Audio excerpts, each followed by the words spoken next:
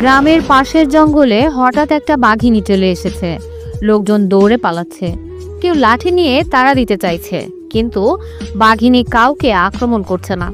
সে এক কোণে বসে আছে, নিঃশব্দে হাঁপাচ্ছে। ঠিক তখনই লোকদের থামিয়ে দাদি বলল, বাঘটারে মারিস না, ওর চোখের দিকে তাকা, দেখ ও খাইতে চায় না, ওর পেটে তো বাচ্চা, তাকা ওর দিকে। দাদির কথা শুনে কেউ বিশ্বাস করছিল না, কিন্তু তখন সবাই একটু ভালো করে দেখলো, হ্যাঁ, দাদি তো ঠিকই বলছে, বাঘটা তো গর্ভবতী। এই মুহূর্তে ওর দরকার নিরাপত্তা, শাস্তি নয়। লোকজন পেট দেখে চুপ করে গেল। বাঘিনীর জন্য জঙ্গলে আলাদা জায়গা করে দেওয়া হলো। সপ্তাহখানেক পর গভীর রাতে জঙ্গলে জন্ম নিল 3টা বাঘের ছানা। দাদি বাঘিনীর সেবা যত্ন করত। একদিন বাঘের সামনে বলল, মা যখন মা হয় সে আর হিংস্র থাকে না, তখন সে শুধুই মা।